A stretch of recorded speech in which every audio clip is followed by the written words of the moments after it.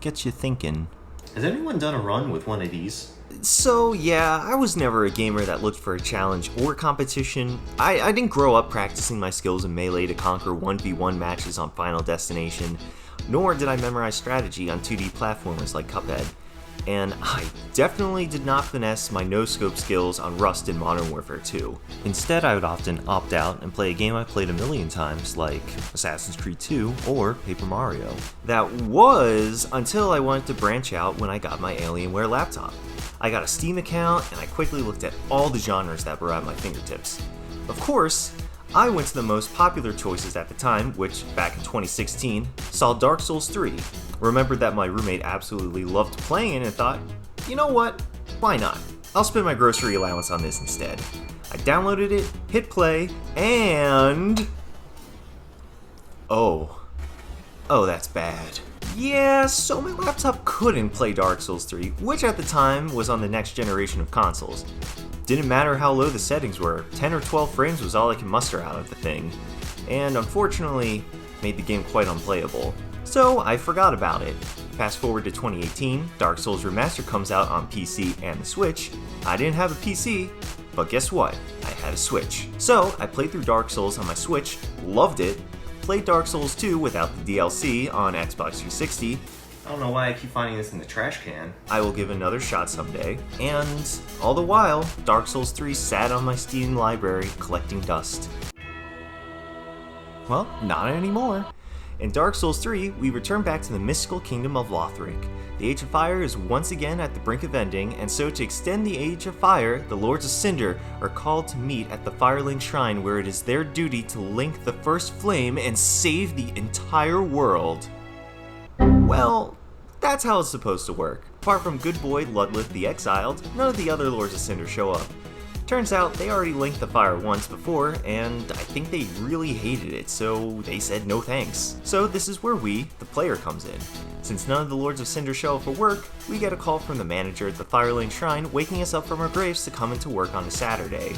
Yeah, you're working on the weekend with no overtime either. It's all salary. So instead of being hollow, we are unkindled. Failed C-listers who didn't successfully link the first flame. Basically, we're the world's backup plan.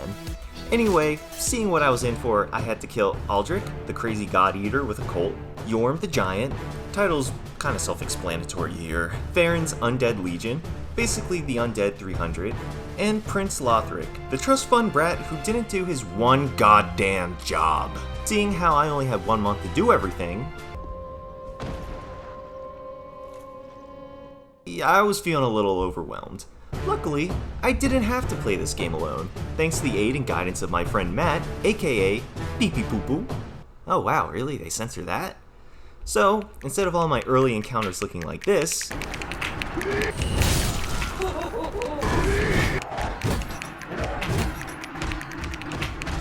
it was more like this.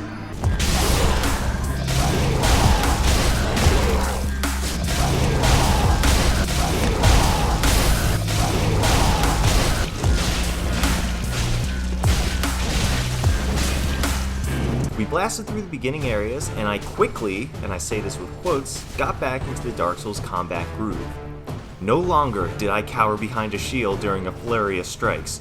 I rolled through attacks during my precious frames of invincibility to strike my foes in their soft little tushies. Believe me, the feeling never gets old.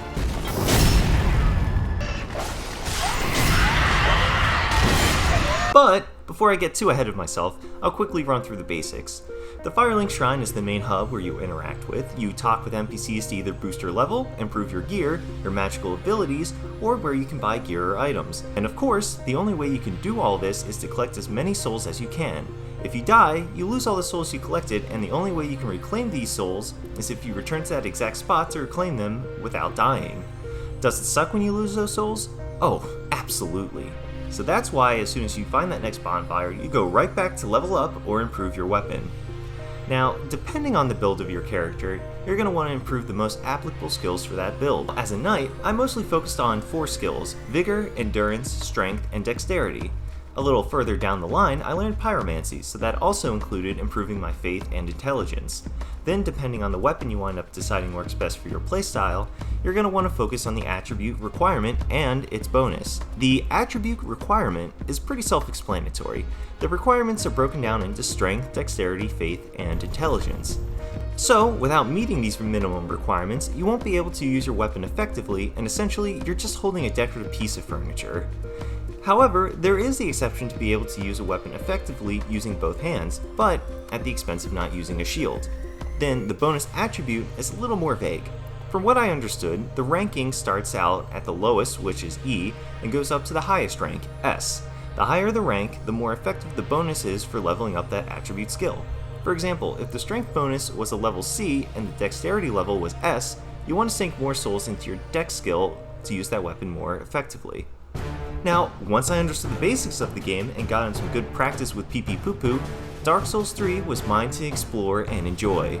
Together, we defeated Farron's undead legion and Aldrich's unique palette. Then I alone went on to beat down Yorm with his wind sword. By the way, the coolest weapon I have used in Dark Souls to date. Cried, realizing I had to fight Dancer of Boreal Valley to continue through the main story. And lastly, kicking Lothric and Lorien's ass in their own bedroom. Oh, yes! Yes! Oh, thank God! Oh my God, screw you guys! Stupid boy Cinder Lords. And with the culmination of the skills I had gained, defeated the Soul of Cinder, linked the First Flame to continue the Age of Fire. And at that, I had finished Dark Souls. Wait, what? Oh. The story of Ariandel and the Ring City, I hate to say it, I kind of went through a little bit quickly. Ultimately, I think the story goes something like this. Nightgale pleads you to help him so his lady, niece, daughter, can finish this painting. Then you touch this gross bloody cloth and you're sucked into the world of Ariandel, Mario 64 style. Now everyone in this world wants to die, except for Sister Fried and Daddy-O Ariandel. Luckily, you wind up saving Gale's lady and he helps you out during the fight. Except he's kind of a weak scrub, so just go play with someone else online to get past this part. Next in Ring City, you basically follow Gale where you're blasted through time after touching this poor lady's broken egg.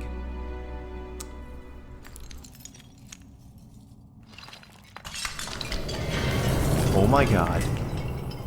Oh my God. Oh no. I am so sorry.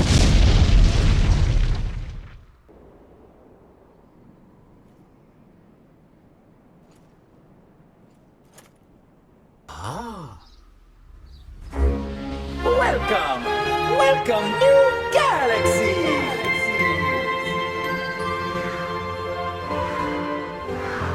Unfortunately, Gale goes crazy and wants your Dark Soul to give to his lady in order to finish his painting. Ugh, Gale, where were these awesome abilities during the last boss fight? Like this, and that! Jeez, man. Then you kill him and take his Dark Soul and give it to Gale's lady. I wonder when Uncle Gale intends his return. Yeah, about that kid. And like that, I finished Dark Souls 3. 44 hours and 84-ish levels later, I completed a task that I thought I actually couldn't finish in a reasonable time. Sure, I am late on my one video a month deadline, but to me, it was honestly worth it. As cliche as it sounds, it's really about the journey and your development, not the destination. And that's what From Software does best in my opinion. Yes, you struggle, you grind, you die over and over and over again, but eventually you get the rhythm and attack patterns figured out. You improve the skills required to equip the best weapon choice, and you can look at the next challenge with a new perspective and sense of confidence.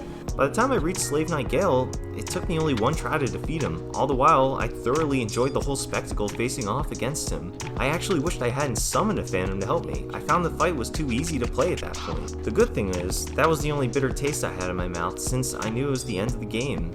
I had been wowed by every set piece, frustrated with several bosses, looking at you Lothric and Sister Fried.